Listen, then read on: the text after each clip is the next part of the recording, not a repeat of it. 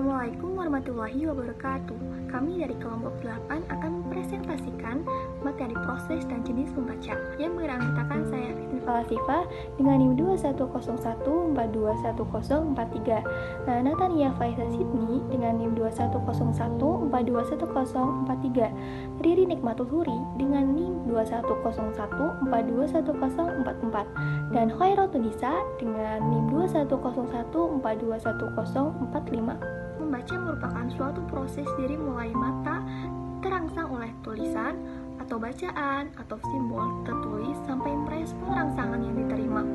Proses pertama yaitu mata terangsang oleh bacaan atau mata mencari rangsangan yang berbentuk tulisan. Proses kedua yaitu mata menerima rangsangan melalui mata. Proses yang ketiga menyampaikan rangsangan kepada otak. Proses keempat, otak memproses rangsangan tersebut dalam proses pemahaman. Atau justru otak menafsirkan rangsangan yang diterima. Proses terakhir, otak merespon informasi untuk dikritisi secara aktif dan pasif. Apa itu respon pasif dan respon aktif? Respon pasif adalah respon yang ada di dalam individu dalam bentuk memikirkan. Respon aktif adalah respon yang terlahirkan dalam bentuk tulisan atau lisan. Menurut Harja Sujana dan Boyani, proses membaca ada 5 macam, yaitu proses psikologis, sensoris, reseptual, perkembangan, dan proses pengembangan keterampilan. Yang pertama yaitu membaca dengan proses psikologis, ialah membaca yang melibatkan unsur psikis atau mental dalam memahami suatu informasi. Faktor-faktor yang mempengaruhi unsur psikologis yaitu inteligensi, usia mental, jenis kelamin, tingkat sosial ekonomi, bahasa. Membaca sebagai suatu proses sensoris. Membaca dengan proses sensoris adalah membaca yang melibatkan secara otak sebagai fokus. Isyarat dan rangsangan masuk melalui telinga dan mata, sedangkan rangsangan huruf braille masuk lewat saraf-saraf jari. Proses membaca ini juga dipengaruhi berbagai faktor, misalnya kepenatan, kegelisahan, kebimbangan, dan rasa tidak percaya diri. Sebagai proses perseptual memiliki kata erat dengan proses sensoris. Secara umum, persepsi dimulai dengan melihat, mendengar, mencium, mengecap, dan meraba. Namun demikian, dalam kegiatan membaca cukup memperhatikan pada indera penglihatan dan pendengaran, menurut Vernon dalam Harja Sujana. Proses perseptual dalam membaca itu terdiri dari 4 bagian, yaitu kesadaran akan rangsangan visual, yang kedua kesadaran akan persamaan pokok untuk mengadakan klarifikasi umum kata-kata, yang ketiga klasifikasi lambang-lambang visual untuk kata-kata yang ada di dalam kelas umum, yang terakhir identifikasi kata-kata yang dilakukan dengan jalan menyebutkannya. Membaca sebagai proses perkembangan. Membaca pada dasarnya merupakan proses perkembangan yang terjadi sepanjang hajat seseorang. Meski membaca merupakan proses perkembangan, geraknya tidaklah berada dalam jarak-jarak yang beraturan dan tidak perlu tentu waktunya. Dalam hal yang mengucapkan membaca sebagai proses perkembangan ada 2 hal yang perlu diperhatikan. Yang pertama, membaca merupakan sesuatu yang diajarkan dan bukan sesuatu yang terjadi secara insidental. Contoh, seorang anak tidak dapat membaca dengan jalan nonton orang lain membaca. Yang kedua, membaca merupakan suatu proses. Membaca sebagai suatu proses pengembangan keterampilan. Membaca merupakan latihan yang sangat kompleks yang sangat bergantung pada bermacam-macam faktor. Sifat perkembangan ini antara lain, yang pertama keterampilan auditif. Disebut keterampilan auditif karena dalam perkembangannya tidak terganggu dengan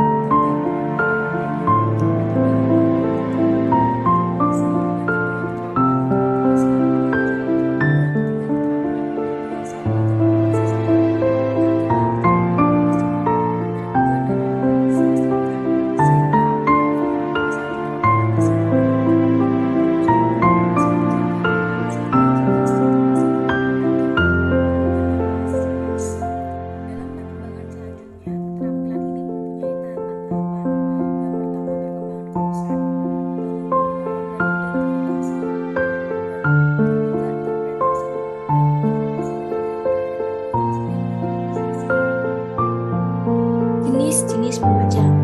Tarigan membedakan kegiatan membaca ke dalam beberapa jenis, yaitu yang pertama membaca bersuara atau membaca nyaring atau oral reading atau reading tone.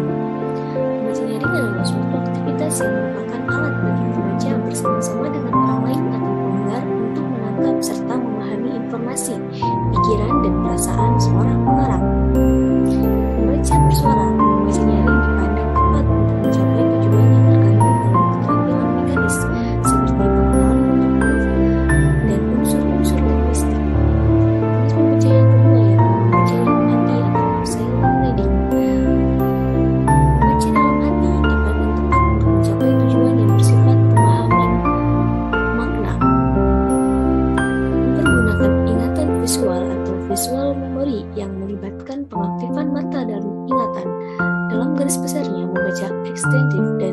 ekstensif. Membaca ekstensif adalah membaca secara luas. Membaca ekstensif ini meliputi membaca survei atau survey reading, membaca sekilas atau skimming reading, dan membaca dangkal atau survey reading.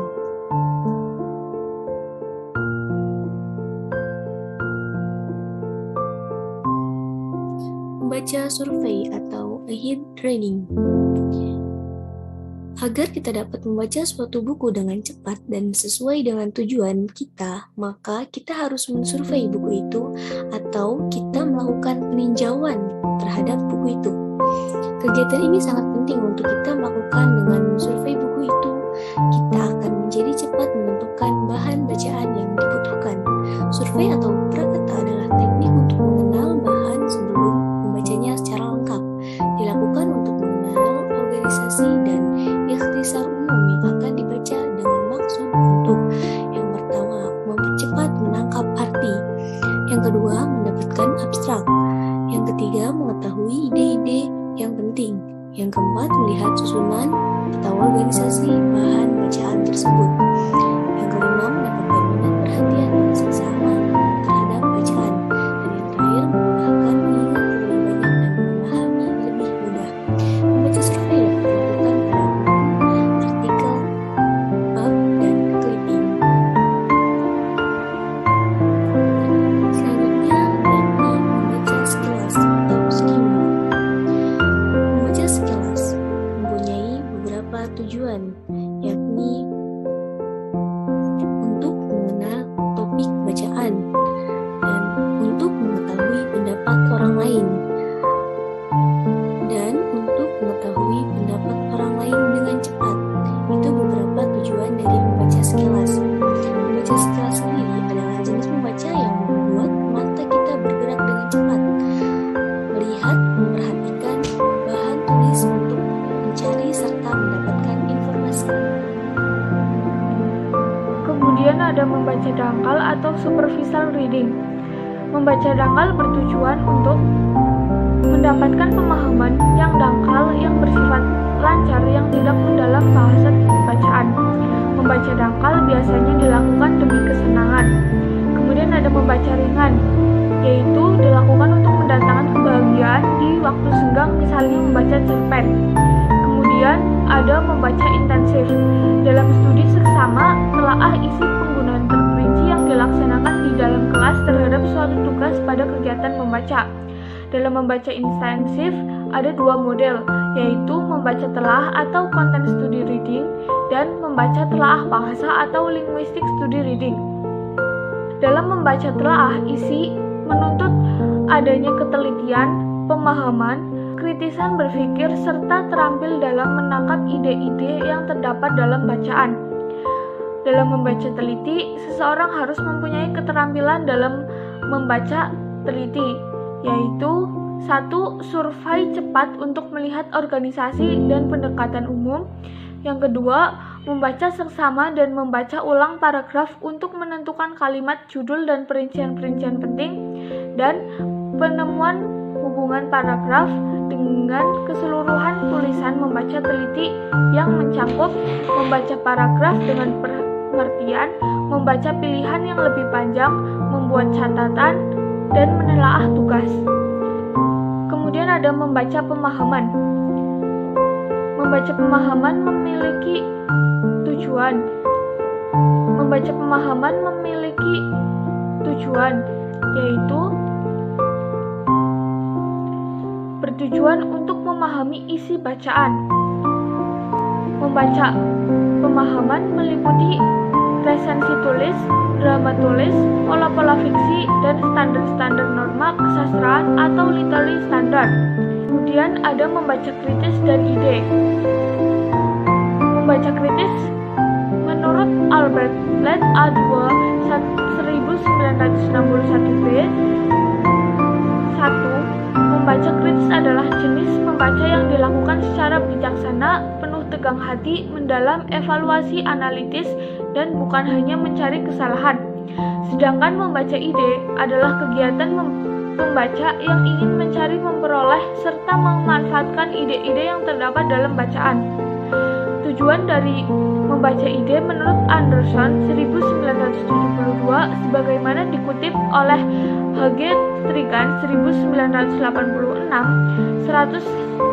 117 bahwa membaca ide merupakan kegiatan pembaca yang bertujuan untuk mencari jawaban atas pertanyaan-pertanyaan dari suatu bacaan. Kemudian ada membaca telah bahasa, yaitu mencakup dua hal, membaca bahasa asing dan membaca sastra atau literary reading. Membaca bahasa asing bertujuan dalam tatanan rendah, yaitu memperbesar daya kata atau increasing word power. 2. Mengembangkan kosakata atau reviving vocabulary. Dalam tataran yang lebih tinggi, tentu saja bertujuan mencapai kefasihan atau fluency. Membaca sastra atau literary reading. Membaca sastra merupakan kegiatan membaca karya-karya sastra baik dalam hubungannya dengan kepentingan apresiasi maupun dalam hubungannya dengan kepentingan studi atau kepentingan pengkajian.